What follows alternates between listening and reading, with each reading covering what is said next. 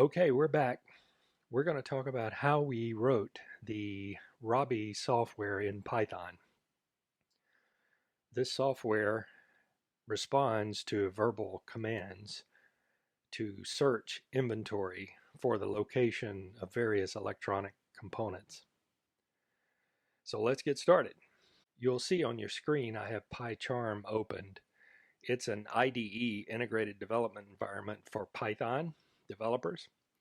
I really recommend you use something like this rather than using a basic text editor to write Python code. The great thing about a tool like this is it will do library referencing, syntax checking, etc. So here we are in the main program, really one file, one Python file called robbie.py. And let's just go through the code really quick. So we're importing a number of libraries here. This is not intended to be a Python lesson. We expect you to have some Python knowledge, or at least to intrigue you into learning Python so that you can develop code. But at the top of this file, we have a class called loggers, and this is a convenience class to do logging and basically do structured logging, formatted logging to a file and to the console when you run Robbie as a console application. Robbie can be run as an embedded application as well. So the logger just simply implements a constructor method when the class is initialized, as you see here. You simply call it either of the specific messages based on the severity of the message, info, which is fundamentally providing information about where the process is or the program is at any point in time, error messages, warning messages, and debug messages. Debug messages tend to capture more verbose information when you're debugging the application. Robbie has a main class. And in this main class, there's an initializer or an init method or a constructor when the object is created. And here we will create an instance of the logger, initialize some variables, etc. We implement a signal term handler so that if someone hits a control C or a signal is generated by the OS, we can intercept it and do a clean shutdown. You'll see we simply do some printing and logging here so that we can debug any type of intercepted signal. Basically, the class is instantiated and then you'll call start on the class. The class will initialize certain components of the class or certain objects. Here you'll see we have a recognizer, and this is implemented from a library that we will import. And this library is the speech recognition library.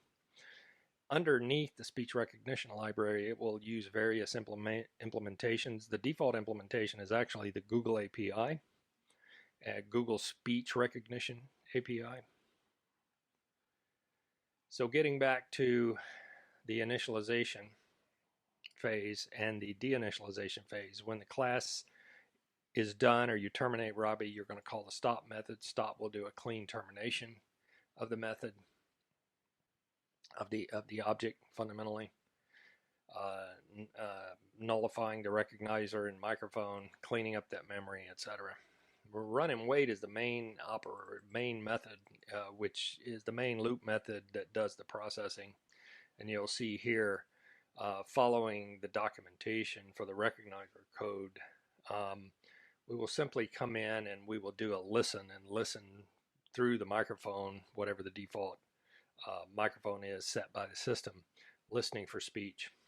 As we recognize speech, we will implement logic that looks for speech patterns.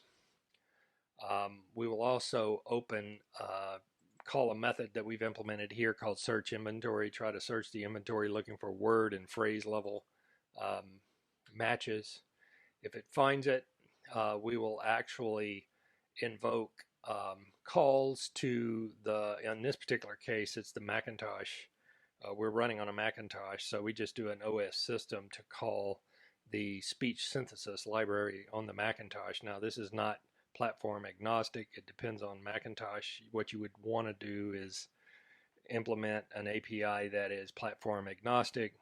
But in this case, we thought since this is dedicated to the Macintosh, we would simply call the Macintosh API. And Macintosh provides a command line utility called say, so that it can, you know, provide speech synthesis easily for any command that you, or any phrase that you want to give it.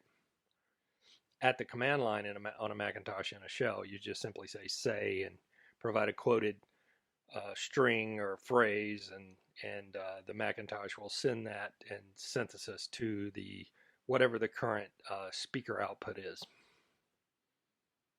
or audio output. So it's as simple as that. There's some caveats and tricks here. This library at the top is what's important.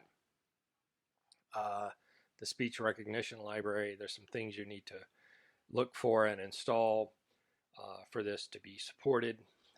It's as simple as using pip and looking for the speech recognition module and installing it. And so it's a straightforward implementation. The database, the search functions for the database, I provided the facility for different databases, but I haven't provided the implementation. Right now my database is just simply in a CSV file. Simply search the appropriate column in the CSV using the CSV module for parsing that library, appending the results of that to a locations dictionary array list, and then that ends up feeding the speech synthesis to generate the responses.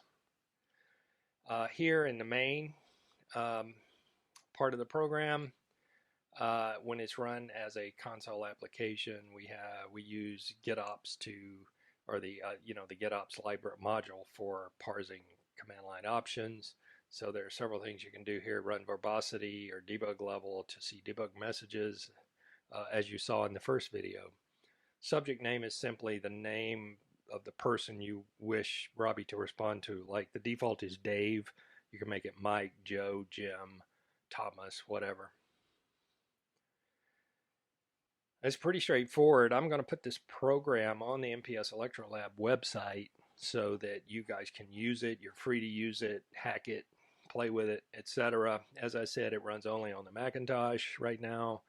You could provide some more generic wrappers for the speech synthesis part of it. On the speech recognition part of it, the default speech recognition implementation, when I pull this module in, is the Google API, so it does require internet connectivity to operate. That can be modified and changed when you look into the details of that speech recognition module. I'll give you more details on how to install those modules on the website and provide this code for you so you can take a look at it and start playing with it. If you have no Python knowledge, I recommend you take some basic courses on Python, start playing around with it. And if you haven't seen the original video, which is the Robbie teaser, it actually shows the software in action when it's running. So take a look at that first. And then go download the software, and hopefully you'll get an interest in programming in Python. And anyway, we'll see you next time.